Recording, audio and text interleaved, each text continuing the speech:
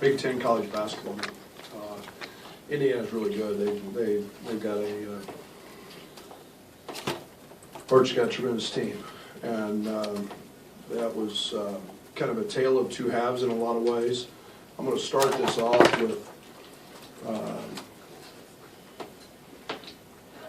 Io DeSumo, I think, setting the tone in the first half, diving on the floor 3 times for a loose ball. That's Illinois basketball. Just so happens there was a lot of plays in between there and a couple other possessions with guys on the floor, and the last play of the game happens in one of the most critical times, and Andres Feliz dives on the floor to save a ball game, to save a possession for them, take it away. Those are the little things that allow you to win. And I was very, very proud of Georgi Bashanishvili tonight. The job he did in the second half on one of the best freshmen in the country, in Trace. I guess you shouldn't call him a freshman anymore. He's played enough games. He's a veteran now. But I thought it was a battle of not just 2 of the best freshmen in the Big Ten, but in all the country. And then I will say I'm really proud of Kofi because he was not very good the first half. We really challenged him in the second half. And then with the game in the balance, we kept going to him. And it's a great feeling to know that you can get the ball to the front of the rim. And he's going to make free throws or we're going to score. And then, of course, Io adds another page in the chapter of his game-ending endeavors, I guess. But like any other game in this league, guys, it's really hard to win, and it's every game's going to be 1 or 2 possessions, and tonight was no different against a very, very good and well-coached Indiana team. Jeremy? Brad, we've seen every game in this league is really intense, but obviously they're playing for a lot, you're playing for a lot. It's March. How ready do you think your team is for March, and what did that show? Yeah, that's what we've been talking about. It's March. It's March. You know, a lot of times in March you get beat, you go home. And this is why you lift. This is why you run. This is why you sweat in July. This is why you keep lifting and you keep doing the things we're doing now, and you push through it. You push through the dog days so that you can get to this point. And I feel like we're in a really, really good place. And I love the human beings in that locker room because of their character. And not only are we playing hard and it's intense, but we're also having fun. And that's a big part of this time of year. Barry? How did the adjustment of putting Georgie on Jackson Davis maybe free up Kofi for help side rotations and pick up those blocks on those post-ups by Jackson Davis? Well, you know, their personnel allowed us to basically keep a foot in the paint. We didn't have to step too far out with Kofi, and you know, part of the reason I was upset with Kofi in the first half was he allowed those catches when he was on him, and Georgie just didn't allow him. DeMonte didn't allow him, to be honest. And then when DeMonte went down with a sprained ankle, you know, he did an unbelievable job. That was Georgie defensively last year, and just didn't allow touches, and needs to be commended for that. Joey? Brad, I mean, it's no secret that Andres had played kind of those tough plays, those dive on the floor plays, but even back to the recruiting process, I guess, when you were looking at him initially, what did you see out of him to know that, you know, that was winner, 2-time state champion in junior college, high school state champion, national junior college champion, winner, and you find a guy who's done it on a worldwide stage with being part of his Dominican team. You know, he was mature beyond his years, so he plays that way, and was you know, those are the things that become. You can always replace points. You can always replace rebounds. Those are the intangible things, and those are the character things that become really hard to replace. And you know, he's a senior, and you expect those things from seniors, but boy, he's outstanding. Thank you, Ray.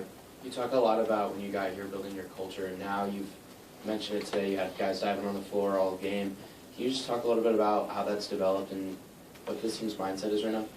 Yeah, it's experience, it's leadership, it's veterans, it's guys understanding what it takes to win. I don't care, they can turn on a TV at any point and watch any successful team, NBA or college, and find guys that dive on the floor and guys that take charges and you know, and the maturation for Io doing those things is huge. But those are the important things. We keep emphasizing them. You can practice them.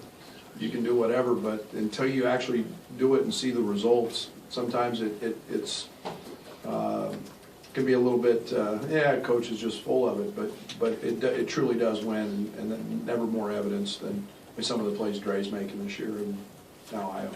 Go to your left. Yes, Coach, you talked about the matchup of Trey Jackson-Davis and Kobe Cochran being two of the best freshmen in the country. Yes, from the sidelines, how did you see that matchup play out? Trace won the first half, was pretty doggone good, and you know, I thought Kofi balanced that out in the second half, and again, it's never a team effort or an individual effort. It's never that one-on-one balance, but you know, Trace has got great length. He's got unbelievable anticipation. I enjoy watching him play, especially on the glass, because he's got an innate ability to find the ball. And we didn't hit him. I mean, he had 4 offensive rebounds, and you know, our first shot defense was pretty good, and he gets 4 rebounds and keeps possessions alive in which they score. And it was disappointing because we were down 8 at half on the glass. Brad, back here. Last 30 seconds, you ran one inbounds play on the inline where you got the ball to Monte, and then he missed the free throw. Next time you get it to Io.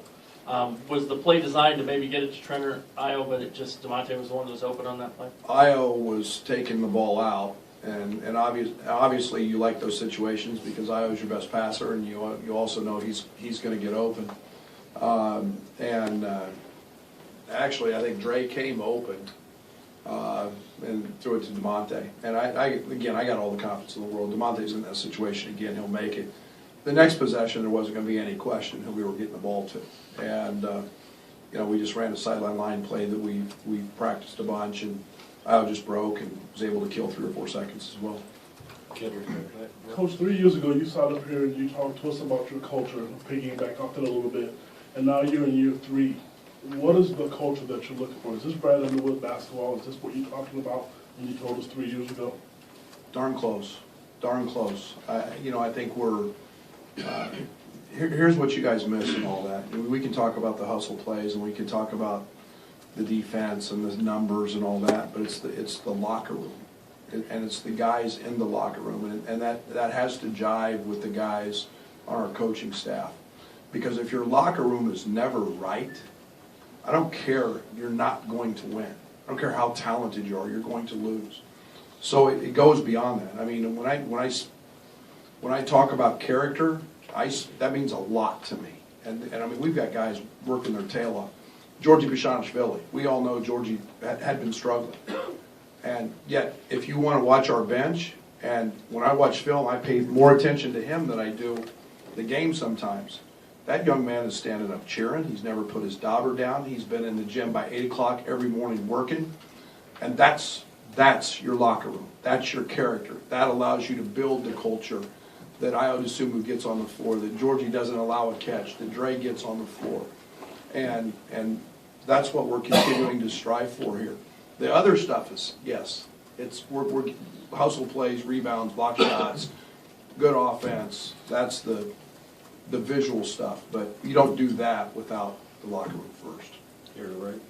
Brad, you've talked a lot about what Kofi's done to succeed since he's gotten here, but honestly, did you expect him to be at this point playing 35 minutes a game and doing what he's doing? No. I mean, I don't expect many freshmen to do that. I've been blessed, very, very blessed. I've had Io DeSumo and Kofi that have been put in that situation, okay, a little bit out of necessity, but most importantly, have capitalized on it. So no, I don't. I don't ever expect that much from freshmen. That's a lot in this league. Jim in the back. Coach, you say you never look at standings, but 2 games to go, you're still in the title race. Io mentioned that you can go after a championship this week a little bit. The significance of that for you in the final 2 games? Yeah, we came here to win Big Ten championships. I don't know whether I mean, it's the next game, yes. Just keep winning and trying to stack them up, but we came here to win Big Ten championship. We've talked a lot about that. You know, we're not out of it yet, and we're in the last week of the season, so I feel great about that, and I'm so happy for our fans, which, by the way, tonight were incredible. It's probably as good as an environment as I've seen in my time here tonight in that stretch, and I can't say we don't have the most passionate fans, but we got some of the smartest fans as well, but we're in the last week and we're still alive and kicking. Scott? I don't know if relaxed is the right word, but was Georgie's maybe more settled today? I think it was more confident. I think, you know, Georgie's, I'm really proud of Georgie. I'll get emotional if I talk about Georgie, right? But he's in a really good place right now. I mean, he's in a good place. And we just keep him there. Derek and Middle? We won a lot of these in these late game moments. It seems to be a confidence or an expectation that you guys are going to come out on the right side. What do you see in the huddles or in those times out of your teams now that maybe wasn't there earlier this year or earlier in your tenure here? Well, experience. Experience, confidence. You know, it's nice when you've got guys, you know, ran a play to Dre, ran plays to Kofi. Kofi's like, throw me the ball, I'm gonna at least get fouled, make free throws. I always like, throw me the ball, I'm gonna get fouled, I'm gonna make free throws. You got guys hungry for it, and that's the main difference. Is they want to be in those situations and they're confident in their effort. Brad? Indiana has a lot of length on the wing and inside, and it seems like they gave you some problems, finishing at the rim or getting clean looks from. Is that something that has? How do you counteract that? I guess. I was more bothered by the looks they got from three. I mean, they're one of the poorer shooting teams, Jed had the scout. And, he told him, he said, every time Green makes one, every single time, the next time he touches it, it's going up, and he stood 2 feet behind him. I don't know. It hasn't bothered us much. I don't worry about that a whole lot. There's different ways to attack that, but they're good, and they're extremely well coached.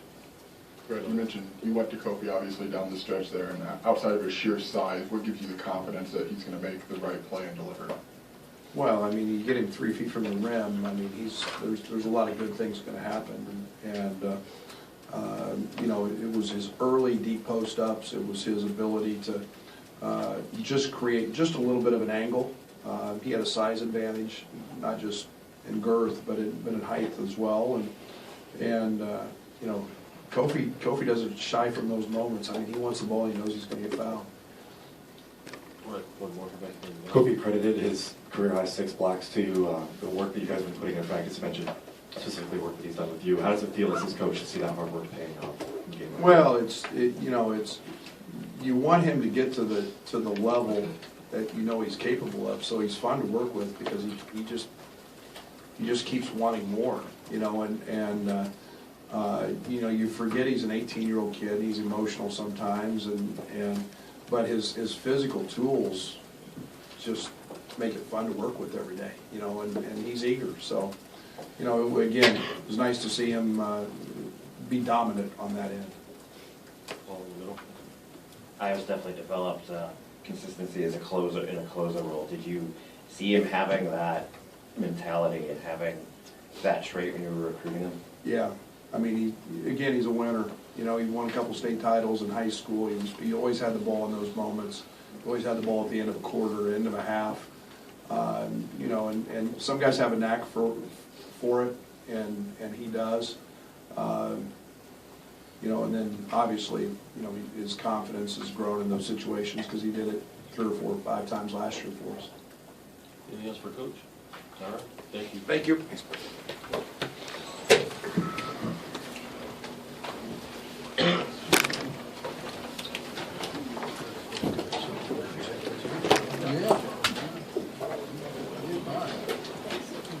DB. DB.